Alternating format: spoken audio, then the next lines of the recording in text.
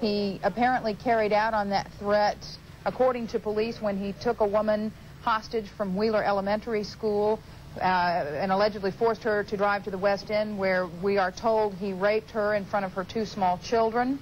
He took his aunt hostage, according to police, and then later released her unharmed, but he was also threatening to kill himself, and it is possible at this hour, after 10 hours, he has indeed taken his own life. That is what has happened. We have videotape from the instant that the police officers broke into the house. I believe this is what you're seeing now. You can see them using the battering ram on the front door. This is what they decided to do after waiting more than a half an hour after firing the tear gas canisters into the house. The SWAT team officers made the decision to go in. You can see here when they entered the house, apparently they found Jesse Davidson dead. We do not know whether he took his own life or how he died yet. We haven't been told that. But you were told that police did not fire any bullets into the house, is that correct? We were told that there were no bullets fired, only tear gas canisters. Now we're seeing, Nell, on the tape, the first pictures of the officers coming back out of the house. That's correct. This is when they shouted, and our photographer heard them shouting, "It's over, it's over, he's dead." So at this point, they called for the coroner. And that is what the information that we have had so far. I have Sergeant Jenkins here again, and let me find out if I have this correct. Sergeant Jenkins, is it true that Mr. Davidson is dead? That's not been absolutely confirmed. He is down with what we feel is self-inflicted gunshot wounds. So when your officers went inside, they found him on the floor. Was he on the floor in the living room, in the front of the house? My understanding was it was in the hallway, but that's not confirmed right now. Do they believe it occurred during the time they were firing the tear gas into the house? That was a belief when it occurred. We heard some shots that didn't appear to be what we were shooting. I see. Was that at the very beginning of the tear gas explosions? During the fuselage, yes. Okay. We had heard that the officers had called for the coroner. So that is what we've used for confirmation. But you do not know as for yet? I don't have that definitely at this time, no. Okay, thank you, Sergeant Jenkins. But we do know that Jesse Davidson was found lying in the hallway, apparently dead, we believe, from a self-inflicted gunshot wound. And we can only wait now for them to enter the home. The ambulance is there right now from New Albany Fire Department, and they are going to send the ambulance attendants inside if they have not already done that.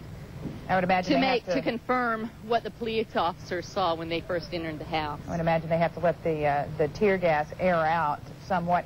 Now we can see them putting up new yellow barriers.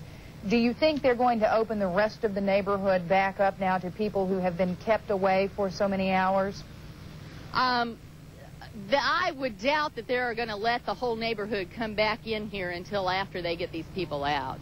They may be putting up new barriers because a lot of people moved in as soon as they saw the emergency vehicles go in and the battering ram at the front door. I think that's just extra protection.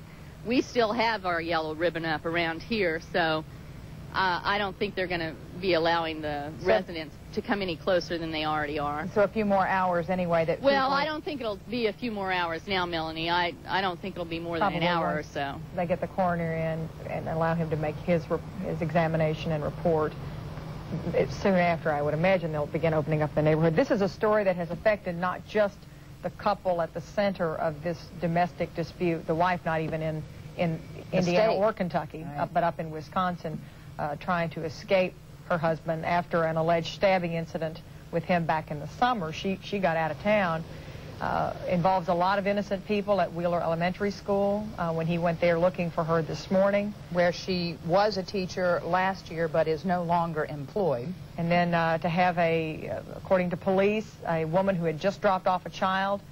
He allegedly came to her car or van with a weapon, apparently at first asking for directions, and so she was rolling down the window, and he jerked the door open and got in the car and forced her to drive to the west end of Louisville, where, again, according to police, he raped her, then forced her to drive to New Albany. And there were 2 small children in the car as well. We're told perhaps the ages may not be exactly right, but 18 months toddler old and a baby. And at that point, Jesse Davidson drove to this neighborhood you're seeing on your screen right now in New Albany, Indiana. We are told by police that he forced the woman he had abducted to get out of the car and knock on the door of Emily Tarrant, who is the aunt of his estranged wife. When Ms. Tarrant came to the door, police say he charged in the house and held her hostage for several hours before he freed her this afternoon.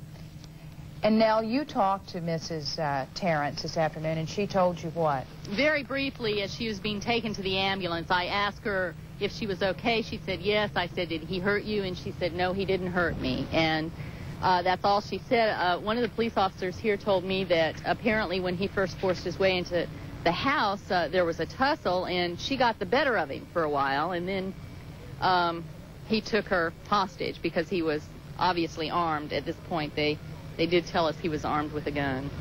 And at that point, the woman who was abducted got out of there. She is the one who first called police officers here.